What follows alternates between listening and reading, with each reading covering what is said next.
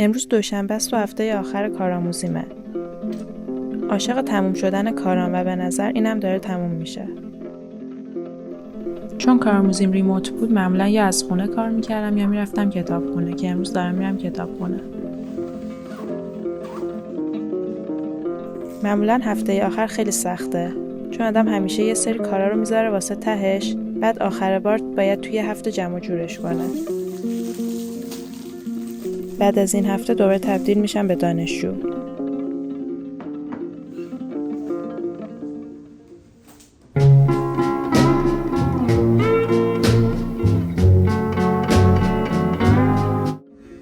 بین ترما چون شهر خلوته پارکینگ های دمتاون مجانی هن، برای همین با ماشین میریم دانشگاه. چون هم گرمه، هم خونه جدیدمون ایستگاه اتوبوس نداره، هم گشادیم.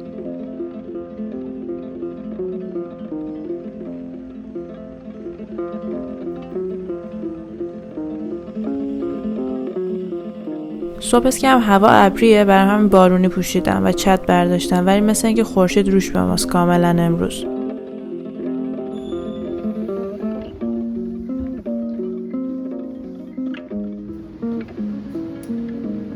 من همش فکر میکردم وقتی میخوای سوار آسانسور بشی، اگه خودت پایینی باید پایین رو بزنی. ولی چند سال پیش یکی از دوستان بهم گفت که اگه میخوای بری بالا مثلا باید بالا رو بزنی. بعد من از اون موقع این کار رو میکنم، ولی یه موقع هایی سری آسانسورهای درست در نمیاد.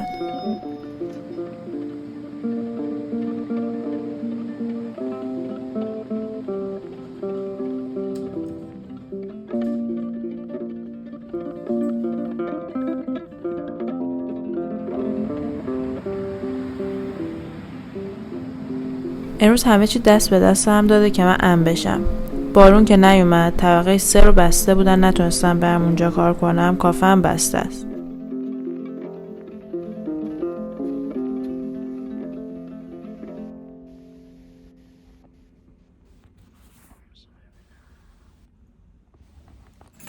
پریشب میز جمع کنم، به دست کلیدم رو نگاه کردم، دیدم لیوای تنش نیست.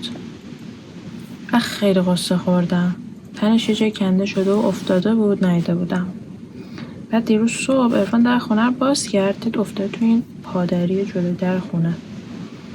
بعد من با چسبوندم بدنشو، این دستش هم جدا کنده شده بود، اینم جدا چسبوندم. بعد اگه یادتون باشه تو فیلم قبلی رنگ اینجاش هم رفته بود.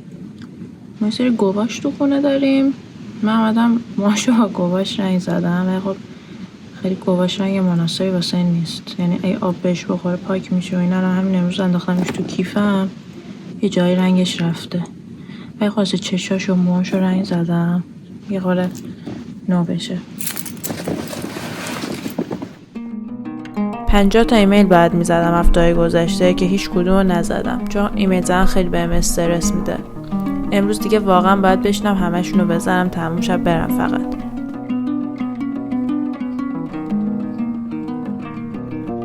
من قمقمه ها رو همش تو فروشگاه میدیدم، بعد میگفتم من حتما اگه از اینا بخرم دیگه درست آب میخورم، ولی خبری نیست.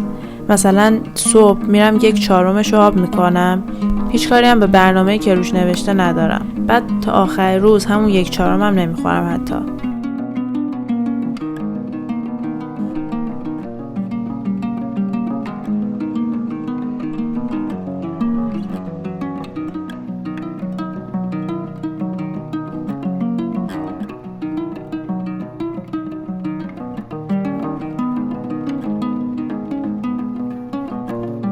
کارم دیگه تموم شد. هر سری میخوام وسیله‌امو جمع کنم 1 ساعت طول میکشه، چون تو کیفم برای هر چیزی جای خودشو دارم. حالا اینجوری هم نیست که خیلی مرتب باشم.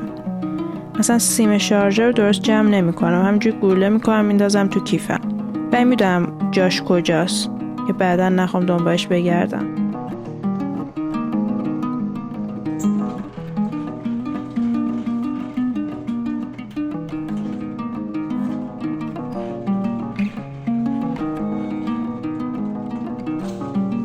حتی یه قطره بارونم نباید. همین امروز که مجهز اومده بودم بیرون، باز خود بود نپوشیده بودم، من یعنی دیگه خیلی هم میشدم. البته میتونستم مثل اینا که تو آفتاب چت میگیرن بالای سرشون از چترم اونجوری استفاده کنم، ولی واسه بارونی به اون گندگی دیگه هیچ توجیهی ندارم.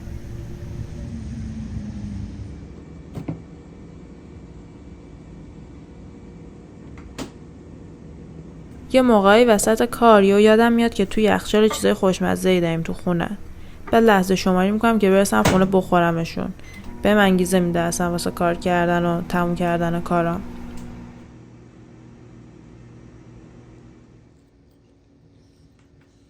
لباسامو عوض کردم که بریم بیرون یه چیزایی بخریم. یه هفته میشه که اسباب کشی کردیم، بعد یه عالمه ایده تو ذهنمون داریم برای خونه جدید.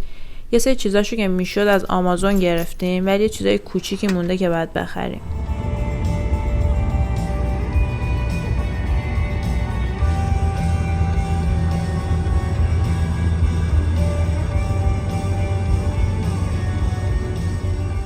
اول همه اومدیم فروشگاه محبوبم 5 بیلو.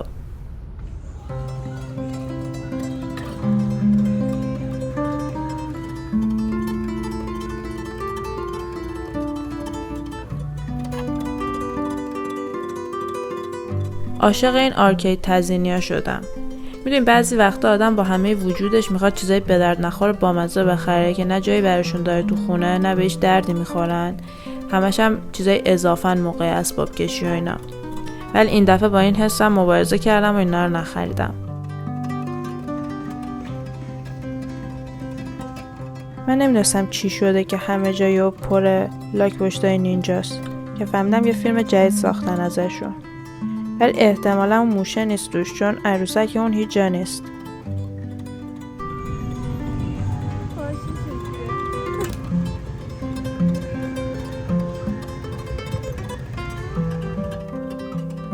خب بالاخره اومدم سر قفسه محبوبم، دنبال فیگر لوکی و تور میگردم. خیلی هم این قفسه همش به هم ریخته است، همه چیزای مختلف رو ریختن تو هم.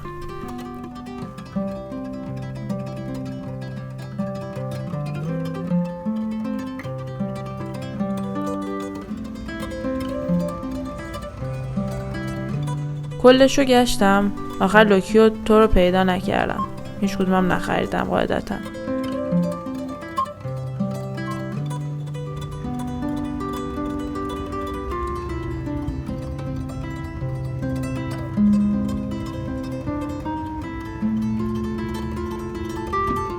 چند روز پیش برای عرفان یه پایه خریدیم. الان یه سری قلمو و وسایل نقاشی و این چیزا لازم داره.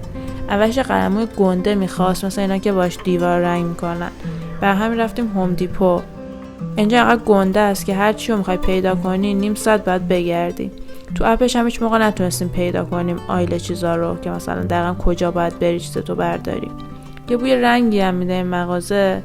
اصلا یه حسی داره وقتی آدم واردش میشه دلش میخواد چوب بخره بره واسه خودش یه خونه درست کنه از بیس.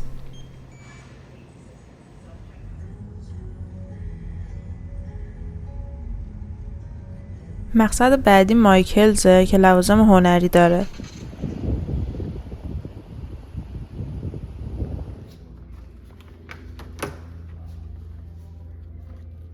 عرفان دفتر نقاشی واسه تمرین با رنگ آکریلیک و قلمو و یه سری خرت و پرت دیگه لازم داره که اومدیم اینجا تا بخره.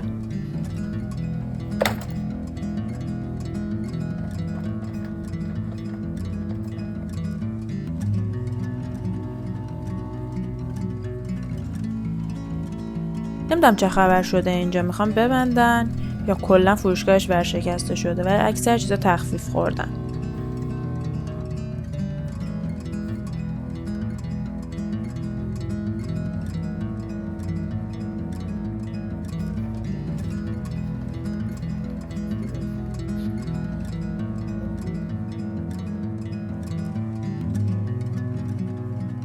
من خیلی قلموی باد بزنی خوشم میاد. یادم بابراس هم داشت، ولی هرچی به عرفان گفتم نخرید. جاش یه سری قلموی معمولی خسته کننده برداشت.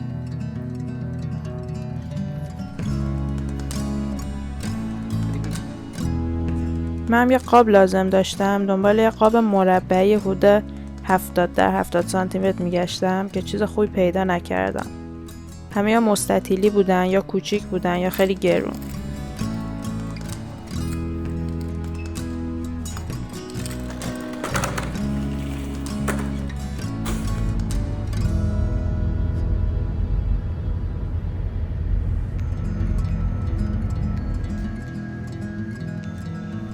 خب یه حال از چیزایی که خریدیم داشته باشیم. اولیش این گیلاس نوری است که خیلی بامزه میشه رو دیوار. تنها چیز بعدش اینه که باتریه و بعد باتری سالم‌تر بخرم براش، چون این باتری آخرای عمرشونه و کم نور نشونش میدن.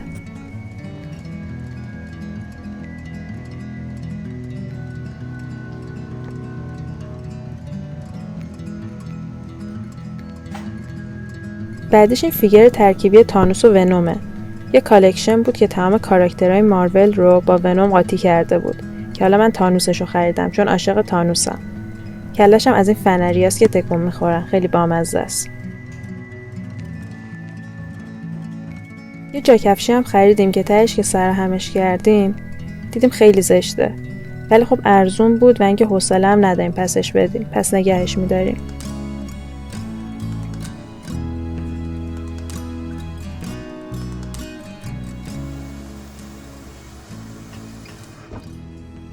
یه مدته که میخوایم بشینیم پرنسس مونوکه رو ببینیم. من که خیلی وقت پیش دیدمش و کلا یادم رفته. عرفانم کلا ندیده. پس یه نودل درست کردم که واسه شام بخوریم و باهاش فیلم ببینیم.